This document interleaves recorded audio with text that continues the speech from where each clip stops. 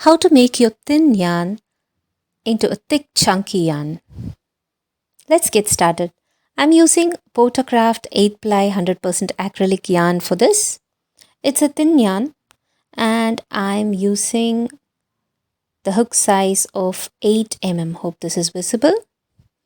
Yes, since I'm going to make it a chunky yarn. Step 1. Make an S with your thin yarn like so. Then grab the middle part of the S like that. And then make a slip knot. We have many tutorials for slip knot in our own channel as well as in other channels you can refer. So this is how I make a slip knot. Made an S in the middle, grabbed the yarn and made a slip knot. Now insert your hook into the slip knot you just made and you will have a small loop on your left towards the working yarn.